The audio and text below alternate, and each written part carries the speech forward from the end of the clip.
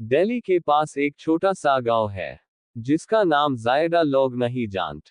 लेकिन इस गांव के बारे में जो कहानी है वो सन के बाद लोग वहां जाना बंद कर देते हैं। ये कहानी है राहुल की। एक नॉर्मल लड़का, दिल्ली का रहने वाला। राहुल एक कंटेंट क्रिएटर था।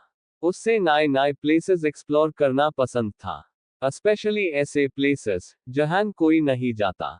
एक दिन उससे इंटरनेट पे एक पोस्ट मिला जिसमें लिखा था, दिल्ली के पास एक गांव है जहां रात के बाद कोई बाहर नहीं निकलता। राहुल को लगा ये बस एक नॉर्मल रूमर होगा, लेकिन उसके अंदर क्यूरियोसिटी बढ़ गई। उसने डिसाइड किया कि वो खुद जाके देखेगा। अगले दिन राहुल अपनी बाइक लेकर निकल पड़ा। गूगल मैप्स पे वो गांव बेयरली विजिबल था। रोड भी क्लियर नहीं थी।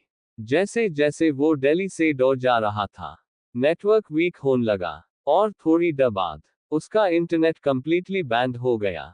राहुल ने सोचा, चलो एडवेंचर तो यही से स्टार्ट हो गया। शाम होने लगी थी, सूरज ढल रहा था। राहुल फाइनली उस गांव के पास पहुंच गया।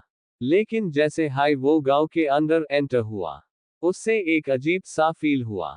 सब कुछ नॉर्मल था, घर, रास्ते, पथ, लेकिन फिर भी कुछ अलग था, जैसे कोई उससे देख रहा हो। गांव में लोग बहुत कम दिख रहे थे।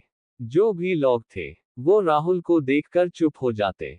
कोई बात नहीं काटा, बस स्टे काटा। राहुल ने एक बूढ़े आदमी से पूछा, यहाँ स्टे करने की जगह मिलेगी? बूढ़ा आदमी कुछ सेकंड तक यूज देखता रहा, फिर धीरे से बोला, यहाँ रात को बाहर मत निकलना।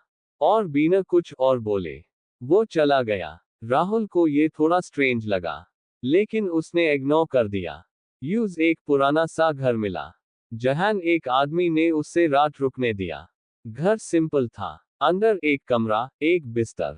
राहुल ने अपना कैमरा सेट किया और रिकॉर्डिंग स्टार्ट कर दी। गाइस, मैं अभी दिल्ली के पास एक अननोन विलेज में हूं और यहाँ का एनवायरनमेंट थोड़ा स्ट्रेंज है। रात होने लगी, गांव में एकदम से सन्नाटा छा गया। ना कोई आवाज, ना कोई मूवमेंट। राहुल ने सोचा, लोग इतने जल्दी सो जाते हैं क्या? 12 बजे के आसपास राहुल को बाहर से हल्की सी आवाज आई, जैसे कोई धीरे धीरे चल रहा हो। राहुल ने विंडो से बाहर देखा, और जो उसने देखा उसका दिल तेज धड़कने लगा। रोड पे कुछ लोग चल रहे थे, लेकिन उनके चलने का तरीका नॉर्मल नहीं था। वो सीधा नहीं चल रहे थे, थोड़ा झुककर अजीब तरीके से मूव कर रहे थे। और सबसे स्ट्रेंज बात, उनके चेहरे क्लियरली दिख नहीं रहे थे, जैसे अंधेरा उन्हें कवर कर रहा हो। राहुल ने कैमरा उठाया और जूम करने लगा। जैसे हाई उसने जूम किया, वो लोग एकदम से रुक गए और धीरे धीरे सबने एक साथ राहुल की तरफ देखना स्टार्ट किया। राहुल का हाथ कांप गया। उसने तुरंत कैमरा नीचे कर दिया और पीछे हट गया। कुछ सेकंड बाद दरवाजे पे हल्की सी नॉक हुई। टॉक टॉक। राहुल फ्रीज हो गया। उसने दरवाजा नहीं खोला। नॉक फिर से हुई, इस बार थोड़ी जोर से। राहुल ने धीरे से पूछा, कौन है? बाहर से कोई जवाब नहीं आया, सिर्फ साइलेंस। फिर अचानक दरवाजा अपने आप धीरे से हिलने लगा, जैसे कोई बाहर से पुश कर रहा हो। राहुल का हार्ट फास्ट हो गया। उसने तुरंत लाइट्स बंद कर दी और चुपचाप कॉर्नर में बैठ गया। नॉकिंग बंद हो गई, लेकिन इस रात राहुल ने नींद नहीं ली। सुबह होने का वेट काट रहा और उसके दिमाग में सिर्फ एक हाई सवाल था, राइट फिंगर, ये लोग कौन थे? Right finger. सुबह रात को बाहर क्या हो रहा था? राहुल ने तुरंत घर का दरवाजा खोला। बाहर सब कुछ नॉर्मल था, जैसे रात को कुछ हुआ है नहीं। सूरज की रोशनी, लोग अपने काम में बिजी। कल रात वाले लोग कहीं नजर नहीं आ रहे थे। राहुल थोड़ा कंफ्यूज था, ये सब सपना था या रियलिटी? लेकिन उसका कैमरा सब रिकॉर्ड कर चुका था। उसने तुरंत फुटेज चेक की, लेकिन जैसे हाई वीडियो प्ले की, उसका दिमाग हिल गया। वीडियो में रोड तो दिख रही थी, लेकिन कोई भी आदमी नहीं था जो राहुल ने अपनी आंखों से देखा था। वो कैमरा में रिकॉर्ड हाई नहीं हुआ। राहुल ने शॉक में कैमरा बंद कर दिया। ये कैसे पॉसिबल है? उसने डिसाइड किया कि वो गांव वालों से बात करेगा। सैक पता करेगा। राहुल एक आदमी के पास गया जो सुबह सुबह खेत में काम कर रहा था। राहुल ने पूछा, कल रात को गांव में क्या होता है? आदमी रुक गया। उसने राहुल की तरफ देखा और बिना कुछ बोले वहां से चला गया। राहुल ने दूसरे लोगों से भी पूछा, लेकिन सबका रिएक्शन सेम था।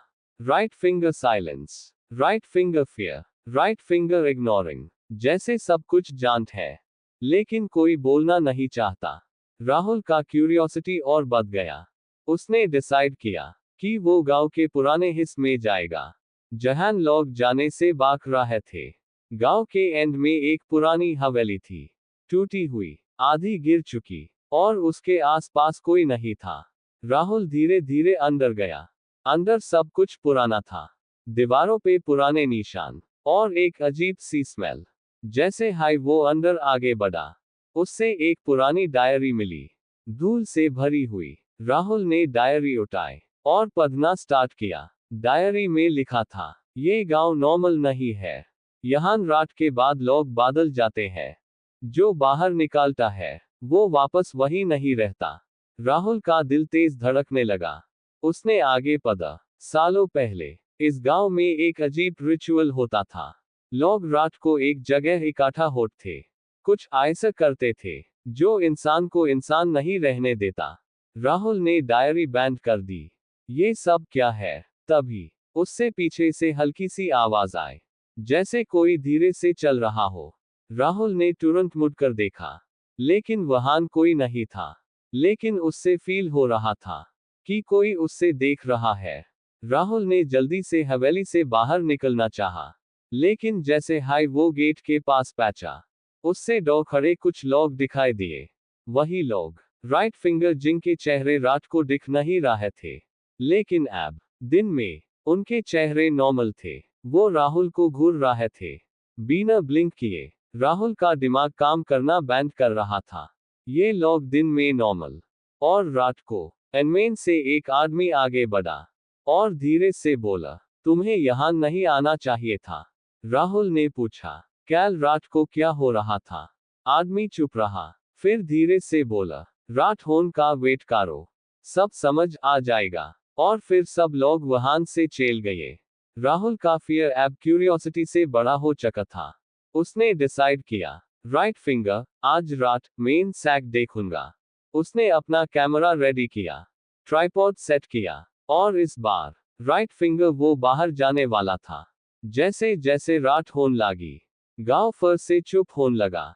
राहुल घर के बाहर खड़ा था, हार्ट फास्ट, हैंड्स शेकिंग। 12 बजने वाले थे, और राहुल एक डिसीजन लेने वाला था।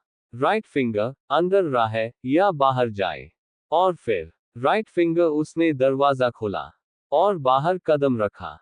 राहुल ने धीरे से बाहर कदम रखा। रात बिल्कुल शांत थी, लेकिन हवा में एक अजीब सा डर था। वही रोड पे कुछ लोग फिर से दिखने लगे। इस बार राहुल चुप नहीं रहा। राइट फिंगर वो धीरे धीरे उनकी तरफ बढ़ने लगा, जैसे हाई वो पास पहुंचा। उसने देखा, राइट फिंगर उनका चलने का तरीका फिर से वही अजीब था। राइट फिंगर झुककर, धीरे, बिना आवाज के। राहुल ने कैमरा ऑन किया और रिकॉर्डिंग स्टार्ट कर दी। इस बार वो उनके और पास गया, और फिर राइट फिंगर, एक आदमी ने अपना चेहरा ऊपर उठाया। राहुल का खून जम गया। राइट फिंगर, उस आदमी का चेहरा नॉर्मल नहीं था। आंखें बिल्कुल काली, फेस पे अजीब सी स्माइल। राहुल पीछे हट गया, लेकिन टैब तक ड हो चुकी थी। राइट फिंगर, सब लोग एक साथ उसकी तरफ मर गए, और धीरे धीरे राइट फिंगर राहुल की तरफ बढ़ने लगे। राहुल भागना चाह रहा था, लेकिन उसके पैर जैसे जम गए थे। एक आदमी उसके बिल्कुल पास आ गया और धीरे से बोला, राइट फिंगर, ए फ्लैट तुमने देख लिया। राइट फिंगर, ए फ्लैट तुम जा नहीं सकते। राहुल ने पूरी ताकत लगाई और भागना स्टार्ट किया। वो सीधा अपने रूम की तरफ दौड़ा। दरवाजा बंद किया, सांस तेज, हार्ट फास्ट। उसने तुरंत कैमरा उठाया। राइट फिंगर, गाइस, यहाँ कुछ गलत हो रहा है। राइट फिंगर, ये लोग नॉर्मल नहीं है। तभी राइट फिंगर दरवाजे पे जोर से नॉक हुआ। धड़ धड़। राहुल चुप हो गया। फिर राइट फिंगर आवाज आए, दरवाजा खोलो। लेकिन राइट फिंगर ये आवाज इंसान जैसी नहीं थी। राहुल कॉर्नर में बैठ गया। कैमरा अभी भी रिकॉर्ड कर रहा था। नॉकिंग और तेज हो गई।